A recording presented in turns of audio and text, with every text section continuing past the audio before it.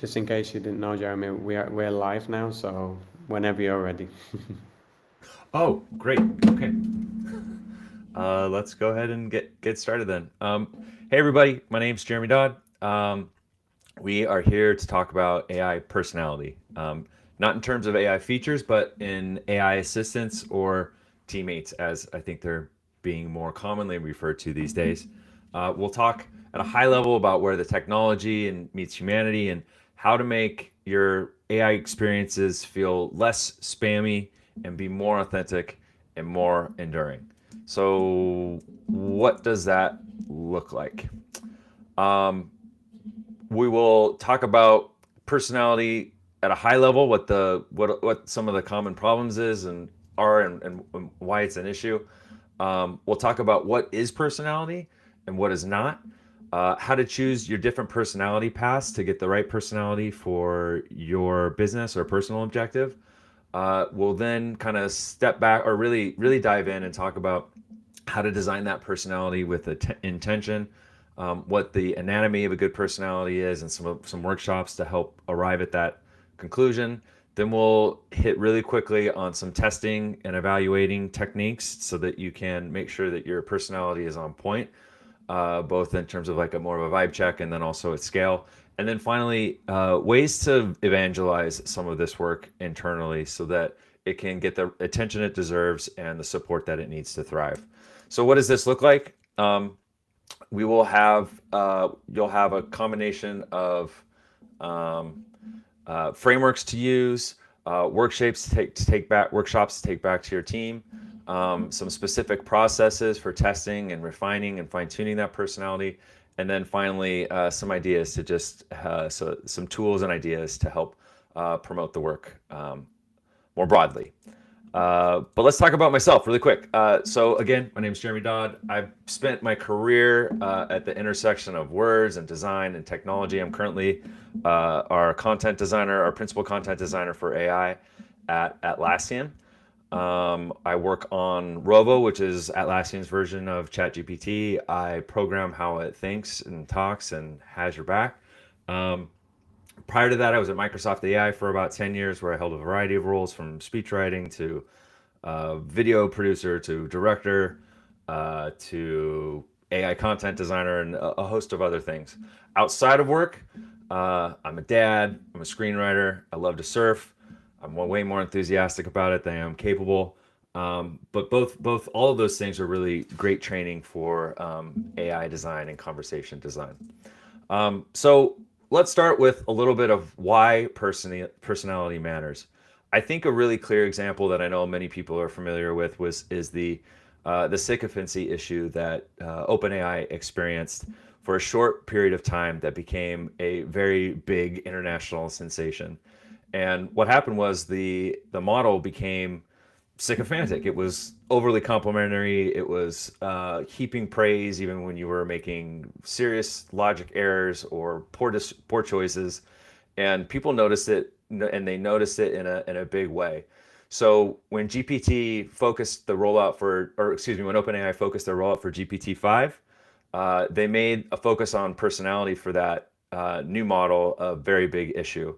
Um, but in the process, they discovered another aspect of personality that matters when they sunsetted GPT-4, which so many different people had already established very strong emotional connections with and had an outcry of dismay when they sunsetted the model without any previous heads up. And so all of this really, I think, culminates in a quote from OpenAI. And I realize I'm focusing on one company, but they are kind of the 800-pound gorilla in the room. But all this really culminated in an interview that the head of product had on Lenny Rachinsky's podcast. I don't know if any of you are familiar, but it's a great podcast. And he attributed at least 30% of their growth and their retention to what he called the personality or the vibes of OpenAI. So I think that's a really compelling, real world example of why personality matters. So the takeaway from that is whether you intend to or not, people will assign your AI a personality, which I think means the choice isn't then if your AI has a personality, it's what kind of personality do you want to create? And when you think about it, you can think about it in the same way that you think about personality and people. It's derived through many different layers. Some of those you see, and some of those you don't. So, in AI, it's exactly the same. There's a multitude of layers, and we'll just really quickly run through those. So you have the UX layer, that's the look and the feel and the motion and the motion and animation, all the stuff that kind of presents at surface level. That's not what we're going to talk about today, but it's an important layer in the personality stack. Then you have the personality framing. This is one level deeper. These are the tones and output styles and the values that you construct when you're creating your system prompt. And then one layer deeper than that is the explicit instructions. You can think of these as like specialized hygiene for kind of more reasoning. So you'll have rules and that explain things like confidence. So like when to follow up with clarifying questions, or boundaries on uh, what is appropriate and what's not. And so that you don't leave it to the model to make those decisions, you give it some general instructions. This isn't something that like the users feel could actually put their finger on, but it's definitely there. And then even deeper into that stack is the inferred personality, and this is a really interesting layer. This is where think of it as the things that you, if you were to think about it in a human relationship, these are the things that you just kind of have a sixth sense about in someone that you couldn't really explain if you had to, but you know it's there, and it's kind of a big reason why you like or dislike someone. So these are how the AI would adapt to tone. So if you approached it, said, "Grr, I'm really angry today," and it said, "Great, what do you want to work on?" The personality you would infer from that is cold and removed, and not somebody that you would necessarily like to work with. Same with inclusivity. So how it uses things like words like inclusive words like we and let's and the team and things like that. And then finally, guardrails. So this is really like you want to be very explicit on how the AI behaves when things go wrong, because they don't happen often, but when they do, they're high stress moments. It's an important, even if the AI can't fulfill the request, that at least it has a general redirect or a sensitive no, so that it creates clear boundaries for what it can and can't do that the user can take away. And that's not a bad thing. All relationships have boundaries, and in fact, that's what makes a good relationship healthy. So point is, take a deep breath. This is not all the stuff that you have to remember now to craft personality when it comes to AI. Models handle a lot of this heavy lifting for you. The job is really to just point them in the right direction. And so we'll talk about that in more detail now. So what should a personality achieve? There's a lot of different aspects to personality that are important, but they all boil down to trust. Obviously, it's not the only thing, right? Like the AI it's got to be capable. It's got to deliver on its promise. It's got to make sure that, adoption is important. Personality can help influence that. Retention is important. Adoption or personality can help influence that. But trust is key. Without that, you really have nothing else. So let's talk about the different personality paths that are available for you to get to a trustworthy AI. So you start with muted. This is not an uncommon choice. So in a lot of customer service AI, for example, think of muted as it's safe but sterile. There really is no personality there. So it's not really a surface that people experience when they're using your AI. The second option would be just the company. So you take on whatever your company's brand personality is, and you figure out how that would surface inside an AI. So Notion AI, Canva AI, Meta AI are examples of that. And then thirdly, you've got a company extension. So this is when you create a branded entity that's related to your company, but it allows you to be a little bit more flexible, a little bit more dynamic. So Copilot is an example of this. Gemini is also an example of this. In fact, if you think back, just a few years ago, Gemini was called Bard, and this gives you a little bit more flexibility, because the changes you make in your AI don't have to ripple into the changes that you make in your team. And in fact, at Atlassian, that's kind of the approach that we took as well. So of those, each path works in different contexts, but for today, it's kind of a trick question because even if you choose a muted personality, you still need to program it. And if you choose a company personality, those raw materials exist, but you still need to translate them into a system prompt. So really, you're going to end up doing the work of the company extension. So we'll just go there and talk about that in more detail. So let's step back, and before we dive into the workshops that are going to help us extract what our personality is, let's look at the anatomy of a system prompt, because ultimately, whatever personality decisions you make have to feed into the instructions that you give them the model to behave a certain way. So we've got a couple different layers here. We've got the identity layer, and this is really sets the who. So if you can think about all this AI it's just a transformer. So it takes words, vector embeds them into numbers, creates patterns, and then returns numbers that again get decomposed into words. And so you have to then, in that entire universe of possible number combinations, you have to start by giving it a constraint around the identity that it is. So if it's a construction worker, that means it's going to really inhabit, this group of behaviors and this tone of voice. If it's an assistant, a helpful assistant, it's going to act this certain way and not another way. And so identity really kind of sets the tone for the entire system prompt, and it's the highest stream function instruction that you want to give an AI, and then everything else downstream, lower in the prompt, is kind of influenced by that, like role. So role is kind of it's the what of the thing, the goals, the things that it's trying to help you to do. Tone is how you flex the output into different expressions using words or voice or whatever the modality is. And then finally, you have just contextual modifiers. So this is like the task at hand, the surface that it's on, and things like that. So what does this look like in practice? So a bare bones implementation of a personality prompt could look like this. So the identity is you are a friendly virtual assistant. Your role is to provide helpful information and support. Your tone, your guidance on tone is to maintain a casual and approachable tone. And then you want to adapt responses to user queries and preferences as they arise.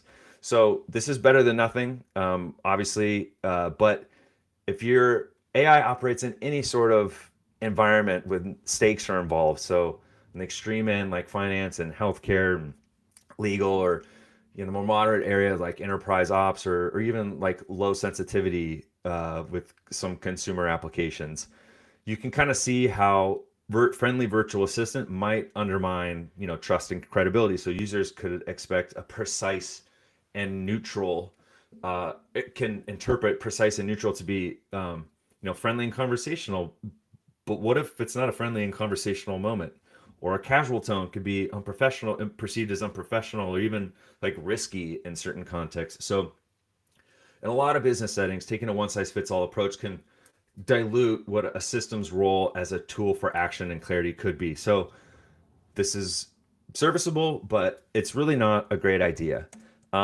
Instead, I would recommend you run this series of workshops. So here's an example of a workshop that I think gets at role and identity in a very crisp way that brings your team along on the ride. And it's a very simple exercise. You open up a whiteboard, and on that whiteboard, you pick a circle, and inside that circle is a word that is a personality trait that you would want your AI to embody. So I'm looking over on the presenting screen, so this is bigger. So we've got curious, grounded, warm, playful.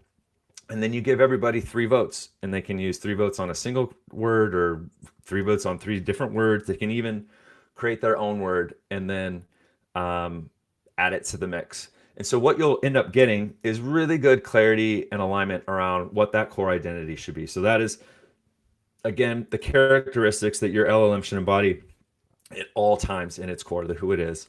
And then you'll also get like some good personality pillars through which that identity is expressed. So apologies if it's hard to see in this, so I'll just kind of speak to it a little bit. But We had a lot of hits around concise, collaborative, trustworthy, transparent, honest, adaptable, and grounded. So you can't just take that one for one. And we ended up doing a little bit of a grouping exercise. So we kind of pushed things into three themes. So grounded and adaptable laddered up to aspects of collaborative personality. Concise and intuitive laddered up to an insightful personality.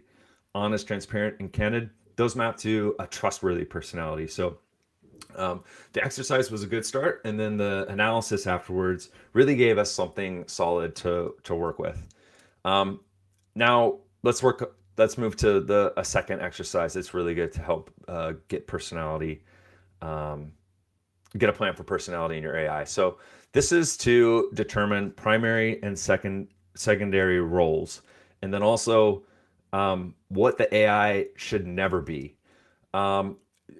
Here I came up with a series of different roles. So strategist, teammate, assistant, guide, tool, collaborator, add your own. And then I asked people to just take one of these emojis and drop it on a sticky. And since this was an Atlassian exercise, the different surfaces were the different apps that we offer. You could do the same thing for personality states, for steps on a user journey. And the point is you want to start teasing apart the things about the personality that don't change no matter what's happening, because those are the core aspects of the personality that you want to put into your system instruction on personality to guide the behavior no matter what it encounters down the road. So for us, we had teammate was a very popular choice among a variety of surfaces in the primary role, followed by tool and assistant, and then assistant and collaborator were important in secondary roles. And so this is really helpful because it says, like, behind the scenes, no matter what the AI is doing or where it is, this is the way it should approach whatever the user need is. So that is something that, again, it speaks to role and then also can help ground decisions when it comes to identity. Okay, last exercise, really quickly, is something called mood modulation. So this gives you a read on how expressive your AI should be in different moments. These are just like different user states and then different levels of technical sophistication and a spectrum on both ends of that. And the exercise is to place a vote on, if the user has this emotional state, how should the AI react? Should it? So you get an opportunity to look at, like, should it live on the extremes and amp up the excitement, or kind of stay in the middle and keep things steady and calm? So a lot of these decisions have to do with your customer base, if you're consumer or enterprise, what your work environment is. Are you HR, legal, or both? Or design, marketing, it kind of runs the gamut. And then because each of those have different environments for the workplace. So when we did this at Atlassian, Rovo is work AI, so its purpose is kind of better served as the calm in the storm, more so than like the high-fiving buddy that you would want to go have a happy hour with. That's kind of just who we are. So stepping back, these were kind of the things that really spoke out when it comes to defining identity, role, and tone. So identity was, you're a collaborative AI teammate, and you can think of this as like it's the most important role and the most important personality trait combined. That's how we landed with a collaborative teammate. Excuse me. Role is the top 3 personality traits activated inside their environment. You help people and teams find information, think clearly, and get things done. And then tone is like really the main takeaways from all your modulations, written as basic instructions.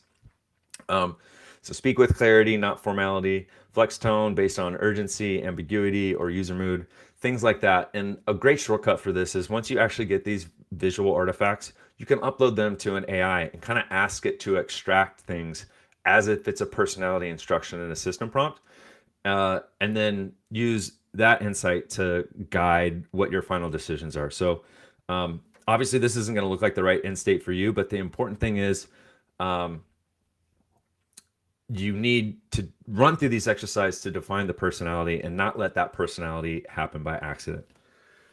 All right. So we're going to shift gears and talk about measuring quality. At this point, you have your system prompt for personality. You've put it into a testing environment. Any GPT will do. And now you're ready to take it for a spin. So how do you do that? It's really 3 steps. So you want to analyze, you want to use the AI to create a bunch of conversations and then look at the results. You want to start defining what great looks like using those examples and be very specific around why it's good. And then lastly, you want to measure that. So you want to create a rubric of all the great conversations so that a machine can take a look and make a yes or no vote as to whether or not that's happened. What does that look like in practice? When it comes to analyze, you just record your conversations, the questions you asked, the results that the AI shared, what you like or dislike about it, and then start writing what the ideal response would be. As you're doing that, there's a number of things that you want to keep an eye out for. So things that are kind of personality record bumps, if you will, like does it not flex its emotional state to be more dynamic and mirror kind of user sentiment? Is it too polite? Not polite enough? Does it repeat the same things when it starts a conversation? Other AI slop, and then normal stuff like, is it too verbose? Is it clear enough? Is it providing relevant answers? Is it accurate? So once you have like a long, a pretty robust set of conversations that you can analyze, you need to go back and refine all that output into like what are great examples that define the personality you want. So let's just take one response. Sure thing, let's look that up together. Okay, so that's a good response. You've used all those things in the previous slide to kind of keep an eye out for what's good and what's bad. And this is emblematic of a personality for a collaboration that you want. So let's define it. You call it that it's collaborative because it uses inclusive language. It promises action and it's not just conversational. And then it also kind of strikes the right tone. So these are the specific qualities that make that response great and not just good. And you've actually defined why. But the catch is it's still qualitative. So it's useful, but you can't run an eval on it on this feels collaborative. You need to like take one more step, and that's translate those definitions into a testable signal for an engineer or an evaluator.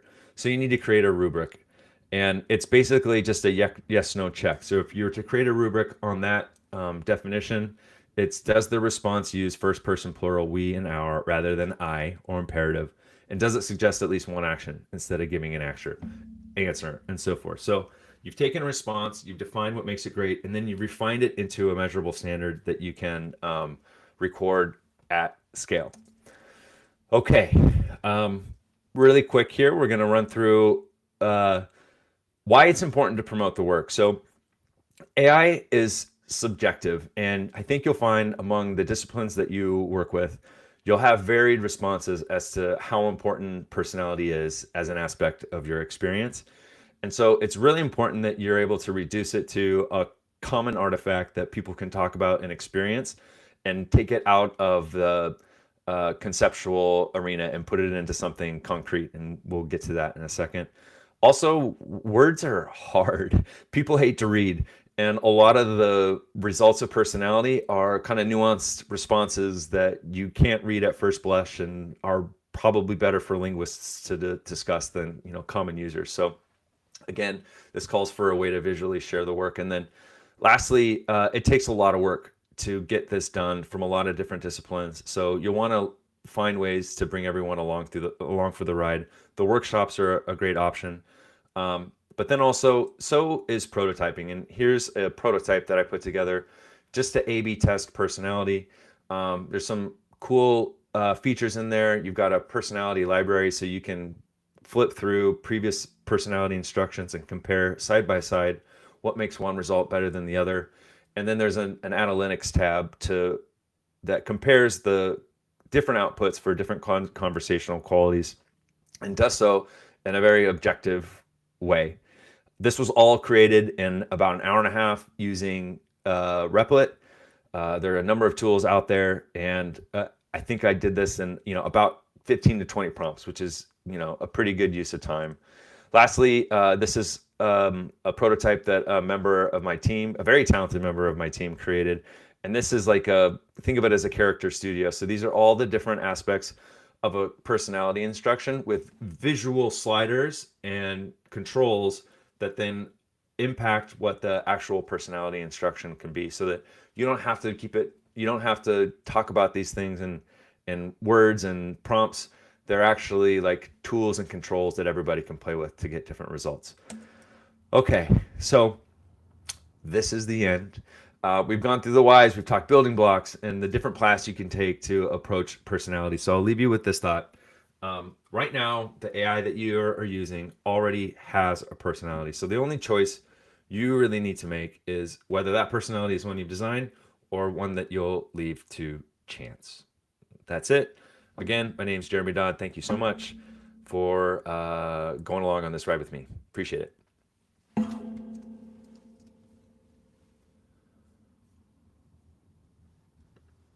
We do have one question. I don't know, Jeremy, in the live chat. It's from, let me find it, from Lena. I don't know if you have time to answer it. Thanks for the fascinating talk and great examples. Slightly unrelated question. That's based on background. Okay, all right. I'm struggling to find good resources on AI UX and AI and best practices. It feels like the industry currently is fixated on conversational interfaces and chatbots, missing huge opportunities for automation and other design paradigms. Do you have any essential recommendations or resources you point people to for designing AI experiences beyond the chat window? Yes. I think about this. This is a broader discussion. It's a broader topic for me, and the way I approach it is, it's not a single thing. It's a habit that I try to create. So I have a mix of information that I try to take in on a regular basis. That is my Apple News feed. That is a host of websites that I go to daily. I've got an RSS reader. Substack is really good visually. AI has fantastic. Man, I'm kind of, maybe I can follow up with like just a list of links of all the things of all the different information that I soak in. Podcasts is another huge one, and I just try to do that on a regular basis. And I find that it's a very good self-selecting process where you'll naturally opt into the things that interest you, and then those things will filter into the work that you're doing because they're related, whether you realize it or not. But I don't know. I'm struggling to think of a specific example off the top of my head. Maybe there's a way that I can follow up with a list of links that I think are great resources. Substack is great. Just go on there and search AI experts. I think you'll find a lot.